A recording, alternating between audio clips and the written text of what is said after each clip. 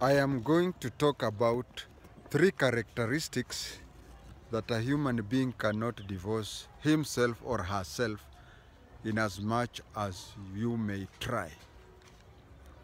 These 3 characteristics are tribe, area where you grew up, and your first profession, the first profession that you undertook when you became an adult.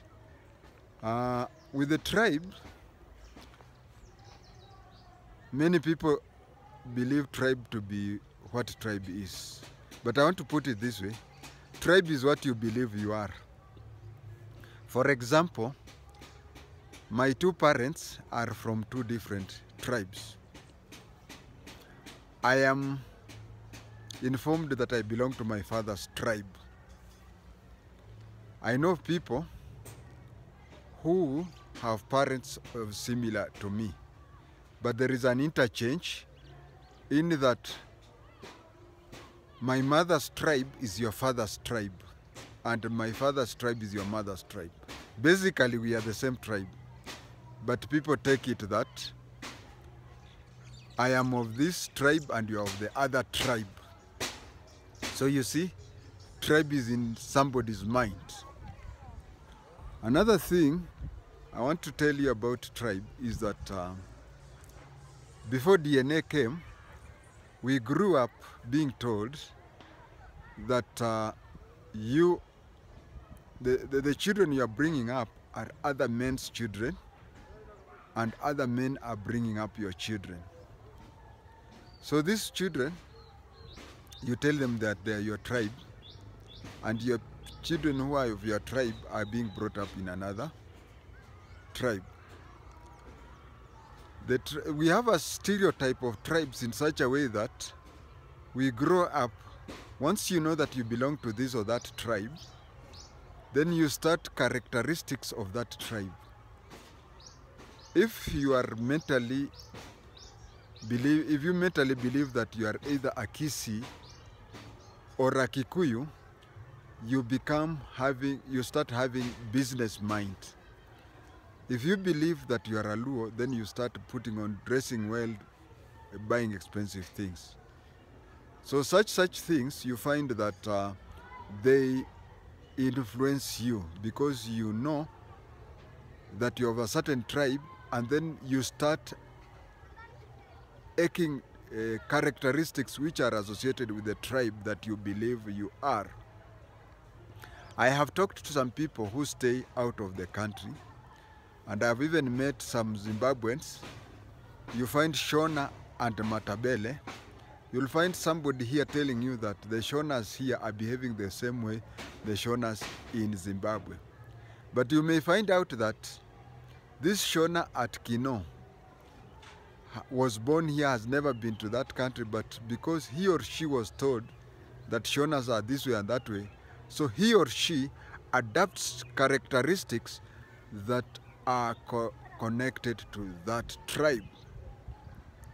I have even seen cases where young people who are of my tribe, who are born and brought up in foreign countries, they ask me either through email, WhatsApp, or any other social way to tell them how my tribe performs this and that. And once you tell them, you find that they are trying to adapt that. So, to me, a tribe is just in somebody's mind. But you'll find that somebody grows up adapting something that is connected to the tribe of his acceptance. I have met somebody, where I have recorded elsewhere, that someone once told me that he was a Machokora who grew up and adopted a Kikuyu name. So he started having the Kikuyu mannerism and so on and so forth. So in short, I'm telling you that once you believe you're of a certain tribe, then you start behaving like those people. And that is why you find people saying that this or that tribe behaves that way. Point number 2, the place where you grew up. Those of my age and older than me, we used to say that people who grew up in the countryside behave differently from those who grew up in the urban places. But today, with Wi-Fi all the way to any part of the world, and in these days where DSTV is everywhere, that is not happening. But you find nowadays, for example, somebody who was born in Runda and stays in Runda finds it hard to have a neighbor who was born in Kibra or Madare and now is staying in Runda. That is why you may find in neighboring meetings, he is told usilete maneno ya slums hapa.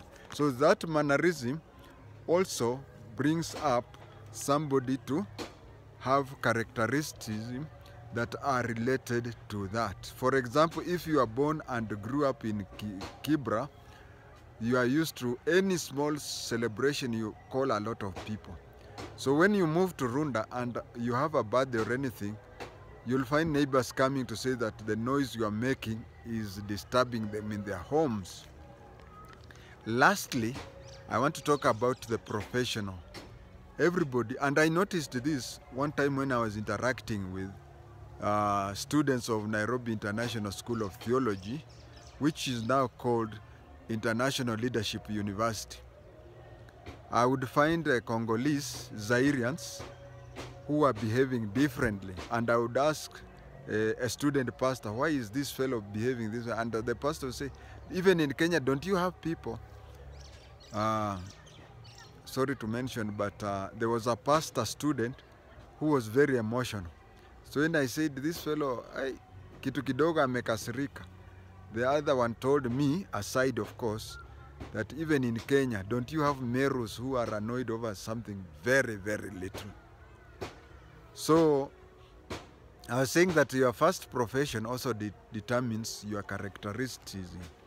For example, if you used to be a member of the disciplined forces, and then you end up as a church elder or even a preacher, you'll find that in your preachings, it's like a police parade where you are giving orders to your congregations.